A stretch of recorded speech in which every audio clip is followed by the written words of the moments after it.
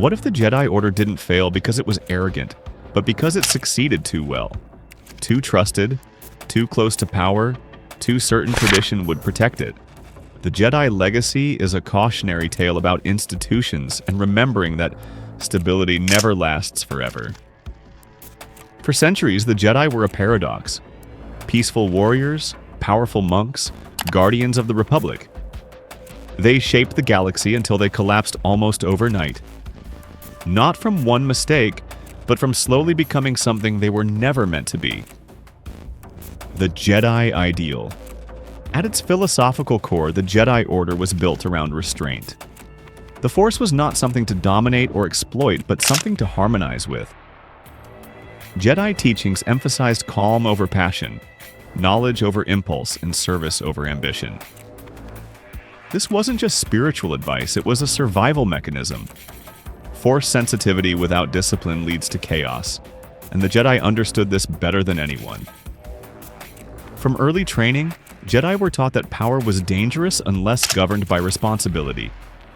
Lightsabers were not symbols of conquest, but of accountability. A Jedi was expected to act not for personal gain, but for balance. In theory, this made the Order uniquely suited to protect the galaxy. In practice, it placed them in a role no institution can occupy safely forever: moral authority with enforcement power. For generations, the Jedi succeeded. They resolved disputes without war, prevented countless conflicts from escalating, and became synonymous with justice. Their reputation grew so strong that simply invoking the Jedi was often enough to stop violence. This era cemented their legend and planted the seeds of future vulnerability. When the Jedi truly worked. To understand the Jedi legacy honestly, it's essential to look at the High Republic era, a period now explored extensively in modern canon. This was the Jedi Order at its height, confident, expansive, and genuinely aligned with its ideals. The Republic was growing outward, and the Jedi followed, protecting frontier worlds and responding to threats far from the political center.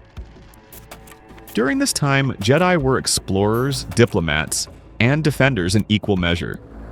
They were not yet consumed by Senate procedure or endless political negotiation. Their leadership trusted the Force as much as bureaucracy, and their decisions reflected flexibility rather than dogma. This era matters because it proves something crucial. The Jedi Order was not doomed from the beginning. It worked. For a long time, it worked remarkably well. But success has a cost. As the Republic expanded, so did its dependence on the Jedi. Slowly, subtly, the Order shifted from being advisors to being instruments of stability. The galaxy stopped asking whether the Jedi should intervene and began assuming that they would. The trap of political proximity.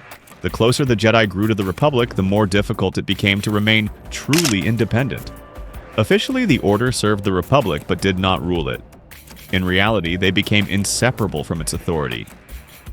Jedi were dispatched by Senate request, acted as generals, and enforced decisions made by politicians they did not elect. This relationship created a dangerous illusion that the Jedi were above politics while simultaneously enforcing political outcomes. Over time, the Order became less a spiritual institution and more a stabilizing mechanism for a system already showing signs of decay. Corruption in the Senate did not immediately corrupt the Jedi, but it narrowed their options. By the final years of the Republic, Jedi were fighting wars not because they aligned with Jedi philosophy, but because the alternative was chaos. The Clone Wars forced the Order into a role it was never meant to occupy: military leadership on a galactic scale. In doing so, the Jedi compromised the very detachment and clarity that once defined them. Their legacy would never fully recover from that shift. The collapse of a myth. The execution of Order 66 was not merely a military maneuver. It was the destruction of an idea.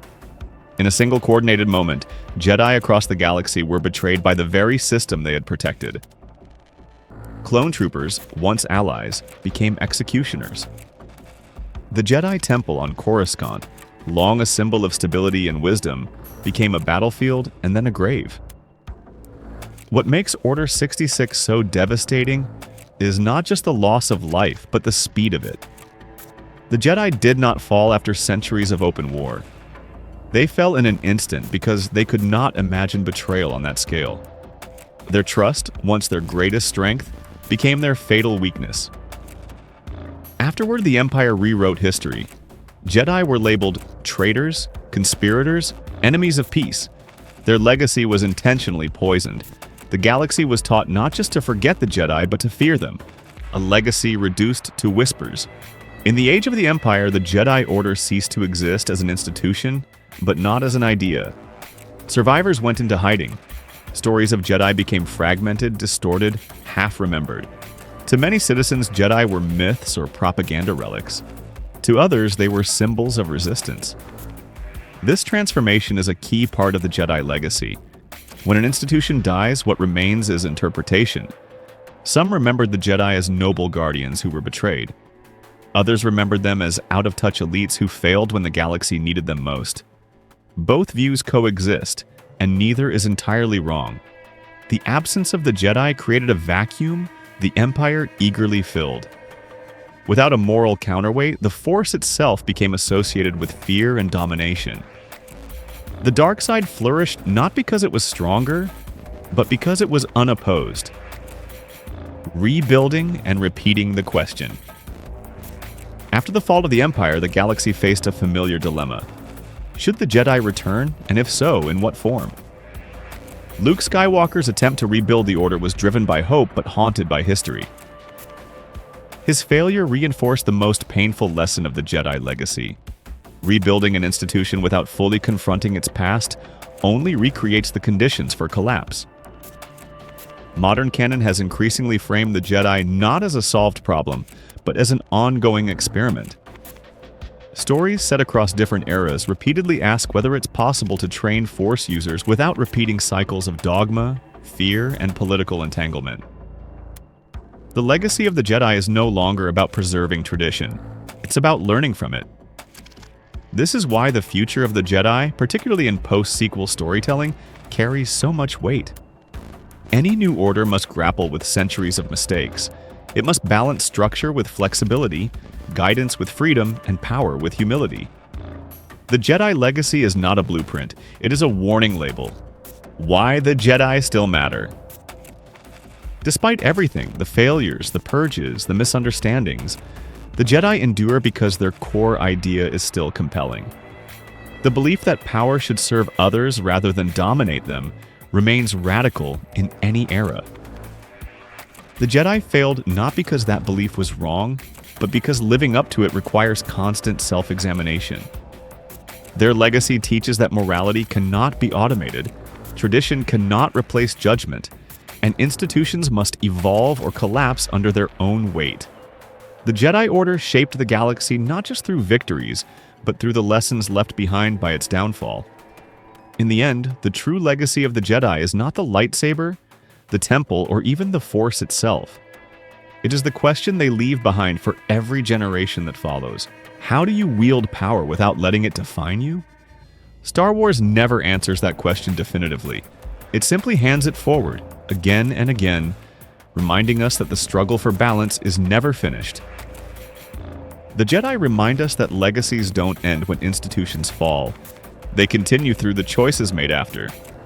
Their struggle to balance power and restraint still shapes the galaxy. The question now is simple. What should the Jedi become next? If you enjoyed this breakdown and want more like it, like and subscribe. And if you want to be smarter every day, like and subscribe.